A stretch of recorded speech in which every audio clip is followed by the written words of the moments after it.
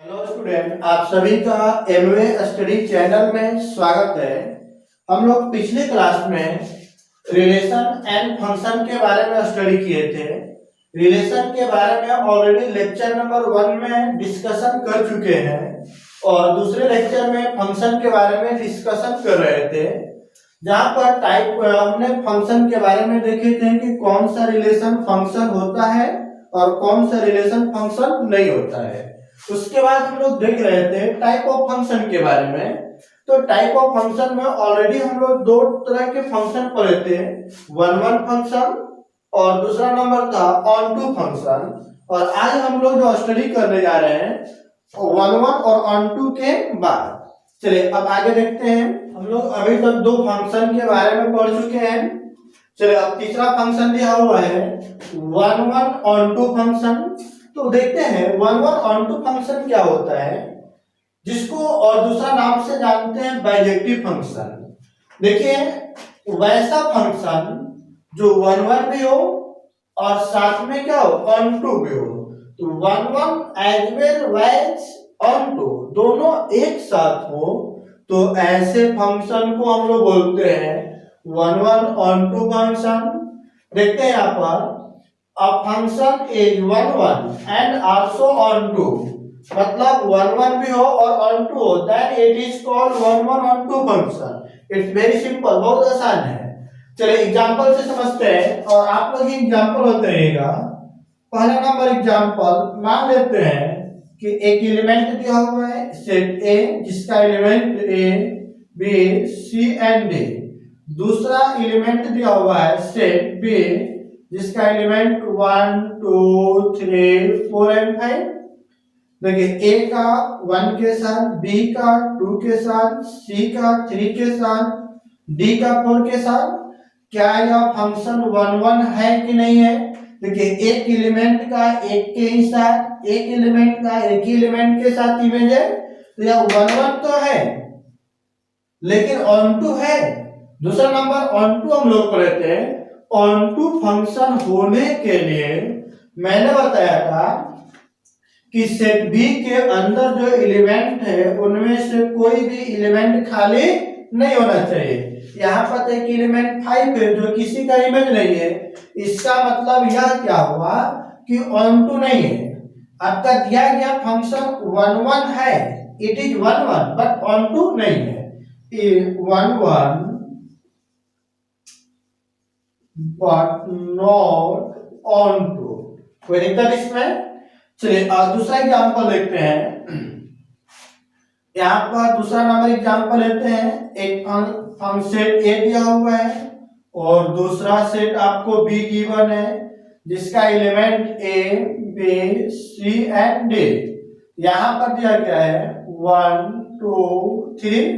चलिए ए का 1 के साथ, बी का 1 के साथ, सी का 1 के साथ, डी का 3 के साथ। अब बताइए क्या यह फलन जो है function one one onto है? देखें ए का 1 के साथ और बी का भी 1 के साथ, तो 1 जो है केवल एक ही एलिमेंट का इमेज है कि दो एलिमेंट का इमेज है? दो एलिमेंट का है, तो इसका मतलब वन वन नहीं हुआ। और अब देखें क्या सेट बी के अंदर कोई एलिमेंट बचा है? नहीं, खाली है। सबके सब एलिमेंट है जिनका कि जो किसी न किसी का इमेज है। इसका मतलब ऑन टू तो है बट वन वन नहीं है। तो क्या लिखेंगे? On not one one but onto. लेकिन यह क्या है? ऑन टू है। तो बोले कि सर अभी तक हमने कोई एग्जांपल नहीं देखा जो वन वन के साथ साथ ऑन टू हो। तो तीसरा एग्जांपल देखते हैं हम लोग। एक एग्जांपल लेते हैं सेट ए और यहाँ पर मैंने ले लिया सेट बी। अब यहाँ पे ए बी एंड सी, यहाँ पर मैंने ले लिया 1 2 एंड 3।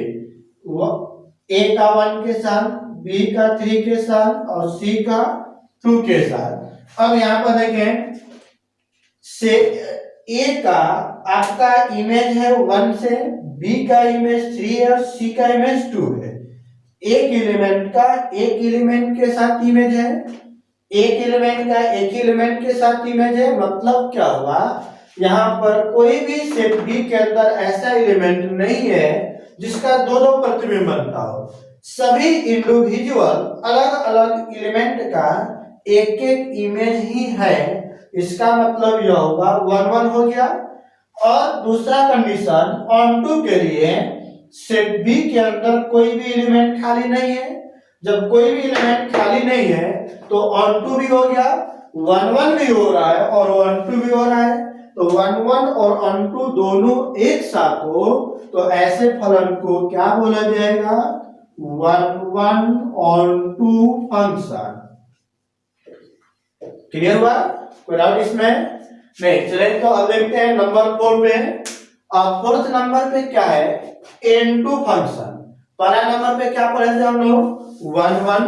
दूसरा नंबर पे क्या पढ़े हैं? On to.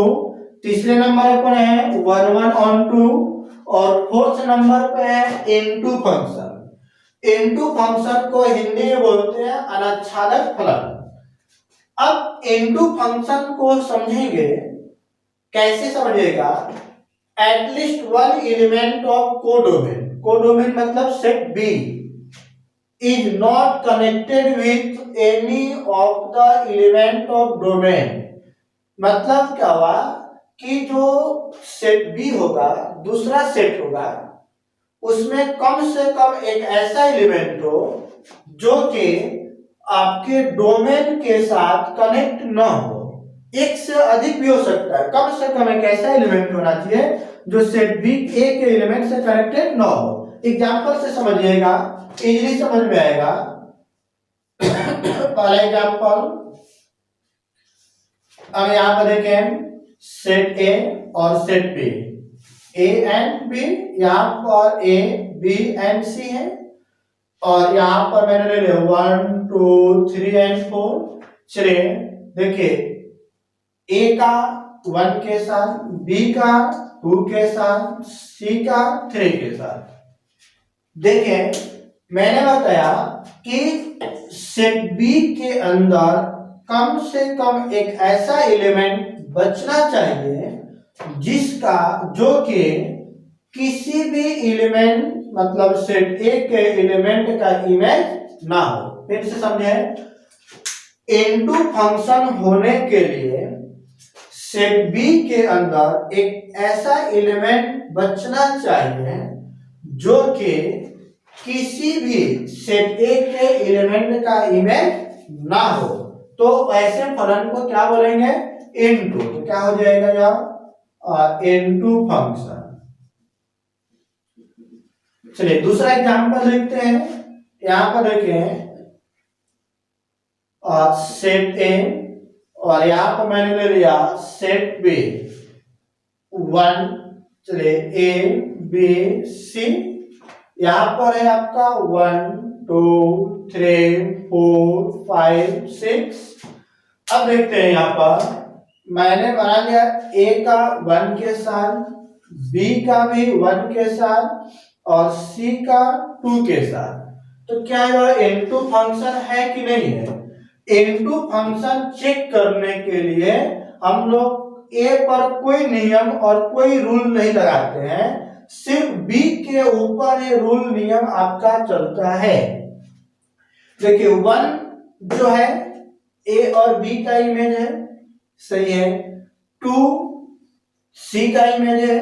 अब इसमें कुछ ऐसे एलिमेंट हैं यहां से यहां तक 3 4 5 एंड 6 जो कि किसी का भी इमेज नहीं है। तो मैंने बताया ही था कि सेट बी के अंदर कम से कम एक ऐसा एलिमेंट, कम से कम का मतलब क्या हुआ? एक से ज्यादा। जैसे मैं बोलूं कि मेरे पास कम से कम एक गाड़ी है, इसका मतलब क्या हुआ कि मेरे पास एक से ज्यादा गाड़ी है, 2 भी हो सकता है, 3 भी हो सकता है। तो इसी प्रकार यहां बोला गया है कि सेट बी के अंदर कम से कम एक ऐसा एलिमेंट होना चाहिए, एक से ज्यादा हो सकता है। यहाँ पे एक एलिमेंट था, यहाँ पर 2 1 2 3 और 4। तो एक से ज्यादा एलिमेंट है जो कि किसी भी एलिमेंट का इमेज नहीं है। जब नहीं है तो ये भी कौन सा फलन हो जाएगा? n2 function.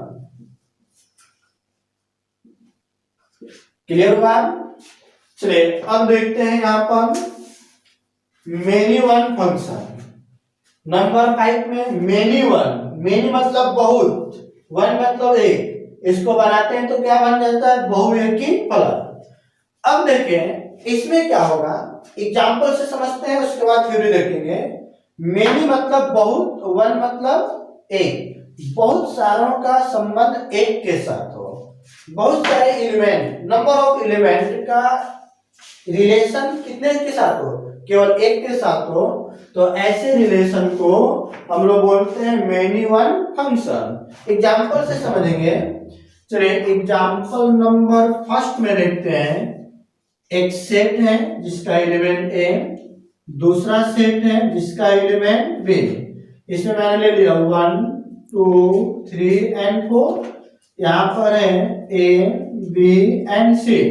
चलिए 1 का ए के साथ, 2 का ए के साथ, 3 का बी के साथ और 4 का सी के साथ। यहाँ पर देखें 1 जो ए है, 1 का भी इमेज है और ए किसका इमेज है, 2 का। तो बहुत सारे मतलब क्या हो गया, 2 हो गया। तो 2 या 2 से अधिक ऐसे एलिमेंट हो जिनका एक ही इमेज हो, तो ऐसे फलन को हम लोग बोलते हैं मेनी वन। फिर से देखेंगे, समझिएगा एग्जांपल में। सेट बी में एक एलिमेंट ए है जो कितने एलिमेंट का इमेज है, 2 एलिमेंट का, 2 है मतलब एक से ज्यादा है। तो देखें 2 या मोर, 2 या 2 से अधिक एलिमेंट का एक ही इमेज हो, तब ऐसे को क्या बोला जाएगा, मेनी वन। तो यह भी आपका हो गया मेनी वन फंक्शन।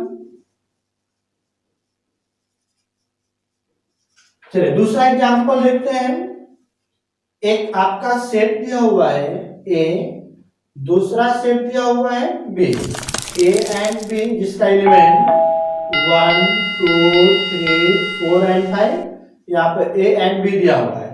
चलिए 1 का इमेज ए के साथ, बी का इमेज 2 का भी ए, 3 का भी ए, 4 का भी ए और 5 का हो गया बी। अब यहाँ पर बताइए जो ए है वह कितने एलिमेंट का इमेज है, 1 2 3 4, 4 ऐसे एलिमेंट है जिनका एक ही इमेज ए है। और यहाँ पर बी किसका इमेज है, 5 का। मतलब क्या हुआ कि 2 से ज्यादा एलिमेंट है जिसका एक ही इमेज बन रहा है। तो यहाँ पर बोला ही गया है कि इफ 2 और मोर, 2 या 2 से ज्यादा। यहाँ पर देखिए 2 है, यहाँ पर 2 से ज्यादा, 2 या 2 से अधिक एलिमेंट सेट ए के अंदर हो, आर कनेक्टेड, कनेक्ट हो, मैप हो, जिनका इमेज हो a single element of set B. तो देखिए सेट बी के सिंगल एलिमेंट के साथ सेट ए के 2 या 2 से एलिमेंट ज्यादा एलिमेंट का कनेक्शन हो, इमेज हो, मैपिंग किया गया हो, तो ऐसे फलन को हम लोग क्या बोलेंगे, मेनी वन फलन। तो ये भी आ गया आपका क्या चीज, मेनी वन फंक्शन। समझेंगे, मेनी वन मतलब बहुत सारे का एक के साथ संबंध। देखिए बहुत सारे एलिमेंट का एक के साथ संबंध है, इसलिए मेनी वन हो गया। यहाँ पे N2 के लिए मैंने बताया था कि सेट बी के अंदर जो भी एलिमेंट होंगे वह एक या एक से ज्यादा एलिमेंट खाली होना चाहिए जिसका कोई भी इमेज नहीं होना चाहिए। हमने अभी तक 5 टाइप ऑफ फंक्शन पढ़ लिए। छठवां नंबर जो टाइप है many one onto function. अब देखें नाम से ही क्लियर है, मेनी वन मतलब बहुत सारों का संबंध एक साथ हो, मतलब एक ऐसा फंक्शन हो जो मेनी वन भी हो और साथ में क्या हो, ऑन टू भी हो। मेनी वन के बारे में ऑलरेडी हम लोग पढ़ चुके हैं, ऑन टू के बारे में भी पढ़ चुके हैं। तो अब दोनों को एक साथ कंबाइंड कर दिया गया, तो क्या बन गया, many one onto function. That means एक ऐसा फंक्शन जो कि मेनी वन भी हो और साथ ही साथ क्या होना चाहिए, ऑन टू भी होना चाहिए। तब ऐसे फंक्शन को हम लोग क्या बोलेंगे, many one onto function. जैसे एग्जांपल देते हैं, मेनी वन एक फंक्शन इज है, मेनी वन आल्सो साथ ही साथ ऑन टू, मेनी वन के साथ साथ ऑन टू भी हो, तब ऐसे फंक्शन को हम लोग बोलेंगे many one onto function. एक एग्जांपल देखते हैं हम लोग, यहाँ पर 2 सेट ले लेते हैं, सेट ए और दूसरा सेट हो गया बी। या सेट ए का element A B C and D, यहाँ पर दिया हुआ है 1 2 एंड 3। चलिए अब इसका इस तरह से कॉम्बिनेशन करना है, मैपिंग करना है, रिलेशन इनके बीच स्टेबलाइज करना है जो कि मेनी वन हो। तो बताइए ए का मैपिंग 1 के साथ, बी का मैपिंग भी 1 के साथ, सी का मैपिंग 2 के साथ और डी का मैपिंग 3 के साथ। अब देखें क्या यहाँ पर दो ऐसे एलिमेंट ए और बी हैं जिनका एक ही इमेज क्या है 1। इसका मतलब क्या हुआ, मेनी वन हो गया। अब ऑन टू के लिए क्या होना चाहिए कि सेट बी के अंदर कोई भी एलिमेंट खाली नहीं होना चाहिए। क्या सेट बी के अंदर कोई ऐसा एलिमेंट है जो कि किसी न किसी एलिमेंट का इमेज ना हो? नहीं है, क्योंकि प्रत्येक एलिमेंट का इमेज है। तो अब देखिए 1 बी इमेज है ए एंड बी का, 2 इमेज है सी का, 3 इमेज है किसका, डी का। तो इसका मतलब है क्या होगा कि मेनी वन तो है ही, साथ ही साथ और क्या हो रहा है, ऑन टू फंक्शन। तो ऑन टू फंक्शन कोई दिक्कत इसमें नहीं। चलिए अगला नंबर देखते हैं। अब यहाँ बताइए मेनी वन इनटू फंक्शन। आप ही लोग बताइए मेनी वन ऑन टू के लिए क्या था, मेनी वन के साथ साथ ऑन टू होना चाहिए। तो मेनी वन इनटू के लिए क्या होना चाहिए, मेनी वन के साथ साथ इनटू फंक्शन हो जाए तो ऐसे फलन को हम लोग बोलेंगे मेनी वन इनटू फंक्शन। मतलब एक ऐसा फंक्शन इज है, क्या है, मेनी वन एंड आल्सो साथ ही साथ और है इनटू फंक्शन, तब is called many one into function. That means एक ऐसा फंक्शन जो मेनी वन के साथ साथ ऑन टू इनटू हो जाए। एक ऐसा फंक्शन मेनी वन के साथ साथ इनटू भी हो तो उसे हम लोग मेनी वन इनटू फंक्शन कहेंगे। जैसे एग्जांपल देखते हैं, एग्जांपल आप लोग स्वयं अपने से भी बना सकते हैं। सेट ए और सेट बी दिया हुआ है, ए बी एंड सी, यहाँ पे 1 2 3 एंड और क्या दिया हुआ है 4। चलिए अब आप ही लोग बताइए कैसे बनाऊं मैं। मान लेते हैं जो ए है इसका इमेज क्या है 1, जो बी है इसका इमेज क्या है 1 और सी का इमेज क्या दिया हुआ है 2। तो अब देखिए ए और बी दो एलिमेंट का एक ही इमेज है 1। इसका मतलब क्या हुआ, मेनी वन। अब n2 है कि नहीं है, n2 के लिए मैंने बताया था कि जो सेट बी है उसके अंदर कुछ एलिमेंट खाली होना चाहिए जिसका जो कि किसी भी एलिमेंट का इमेज ना हो। तो बताइए 3 और 4 किसी भी एलिमेंट का इमेज है, नहीं है। तो इसका मतलब यह मेनी वन के साथ साथ और क्या हो जाएगा इनटू, तो many one into function. Clear हुआ? तो देखिए अलग अलग था, many one onto, many one into, दोनों के लिए क्या मेनी वन वन के साथ साथ ऑन टू हो, यहाँ पे मेनी वन के साथ इनटू हो। अब यहाँ पे नंबर 8 में है 1 1 इनटू, तो 1 1 इनटू के लिए क्या होना चाहिए, आप ही लोग बताइए। एक ऐसा फंक्शन होना चाहिए जो 1 1 के साथ साथ और क्या हो इनटू हो, तो वैसे फंक्शन को 1 1 इनटू फंक्शन कहा जाएगा। तो देखते हैं एग्जांपल, यहाँ पे लिखा हुआ है अ फंक्शन इज 1 1 1 1 के साथ साथ इनटू, तब इसे बोलेंगे 1 1 इनटू फंक्शन। चलिए अब एग्जांपल देखते हैं। एक एग्जांपल सेट ए और सेट बी ले लिया मैंने, यहाँ पर A B C and D, 1 2 3 4 and 5 image बनाते हैं। 1 ए का 1 के साथ, बी का 2 के साथ, सी का 3 के साथ, डी का 4 के साथ। तो बोलिए 1 1 है या नहीं है, ए का 1 के साथ, बी का 2 के साथ, सी का 3 के साथ, डी का 4 के साथ, एक का एओ के साथ संबंध है। तो ऐसे रिलेशन को हम लोग बोलते हैं 1 1 फंक्शन। तो मतलब ये तो 1 1 हो गया।